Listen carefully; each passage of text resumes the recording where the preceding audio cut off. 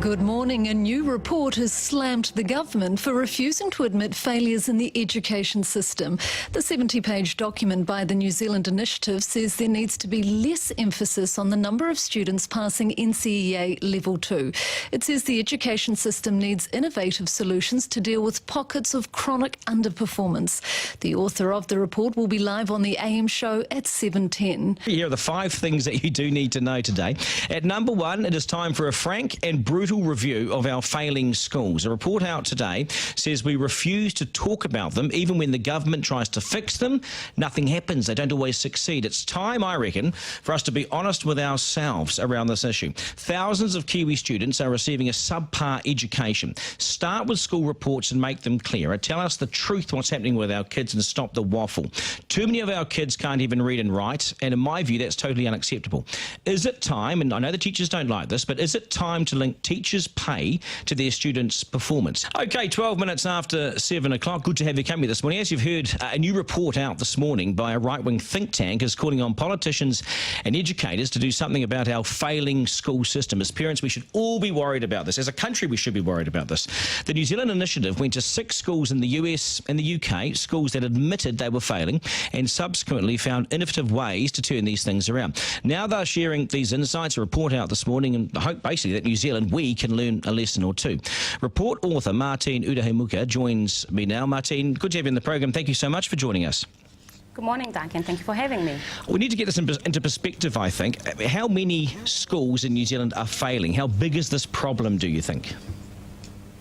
Well, what we've done in our previous research at the New Zealand Initiative is we've looked at what the Education Review Office, which is the review office that reviews all schools in New Zealand, to see how many schools were underperforming according to their benchmarks. And in 2015, there were about 20 schools that had chronically failed to actually improve their outcomes for a very, very long time, and sometimes up to a decade. So that is the failure that we know, and that is the chronic failure that we know. But unfortunately, there may be other schools that are underperforming that we do not yet know about. And it's about time we really tackle school failure and find out exactly how schools are doing. Okay, because I've got children, and when I read those ERO reports, whenever I send my children to a school, I go online and have a look at those ERO reports. I think they're weak. I think they're waffle. I don't think they're telling us the truth out of those ERO reports. It's all sort of very politically correct, so no one gets offended.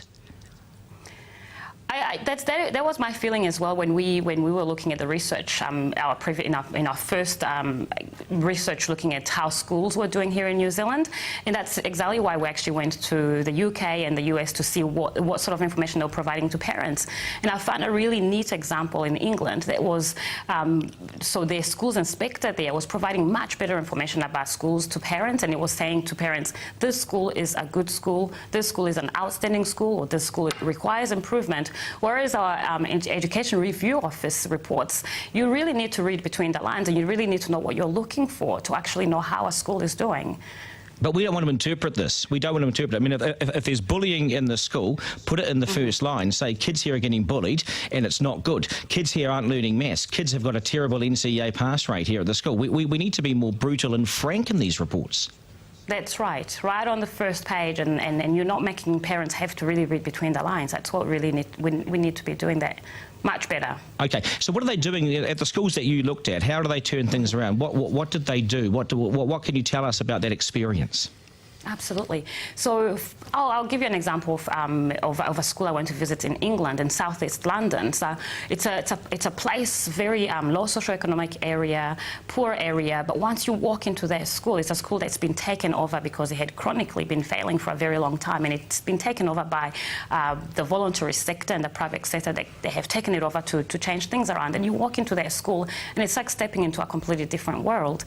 The students there look really proud, dressed neatly, disciplined, and just proud in what they're doing. And I spoke to some of the students there, and they just were amazed and welcomed the new opportunities that the new school gave them.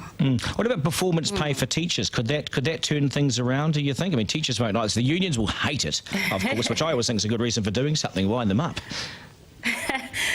Well, I mean, we in New Zealand we have a self-managed school system. So what principals do with their teachers should definitely be up to them. But what I think is important is actually that principals have to have the right information to tell them how effective the teachers they have are, and the ones who are not effective should be receiving the right support to help them improve. And actually, that's what took me to the District of Columbia, because they had implemented a really good system that helps principals and school leaders find out just how what their teaching profession looks like, and also provides really good information back to teachers themselves to tell them how they're doing, and then helps with the tailored professional development as well. Can I just get a bit of a take on this? A couple of quick fire questions. Bad teachers in New Zealand, how many do you think we have? Because parents will be listening, watching this and taking this in on Monday morning, and they may not have even met their child's teacher, and they'll be wondering, I wonder if the teacher in front of my child today is any good. I mean, how many bad teachers do you think we have in New Zealand?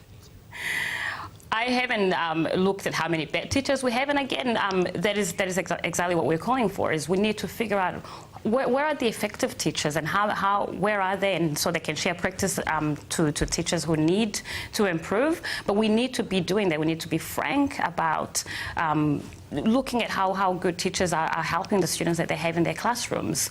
So that's something that the ministry can actually help schools with. We have the information that can help us actually understand just how good our teachers are. Right. In terms of the students, I mean, what sort of number would you put on it in terms of our kids that are failing and because of the bad schools? Well, the 20 schools that I looked at, for example, that had been identified by the Education Review Office as underperforming for a long time, had more than 3,000 students there. And so these are schools that had underperformed for an average of about 8 years. And so it's a lot. It's thousands of students going through the schools year on year.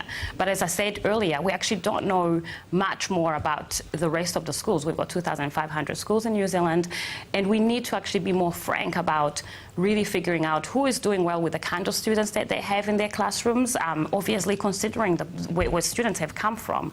Students don't start school with a blank slate, right? So you need to make sure that the teachers are progressing students as much as they can, and schools as well. And we have the information that can help schools and teachers know that. All right, Martine. Hey, appreciate your time on the program. Really appreciate your time this morning. 18 minutes after 7.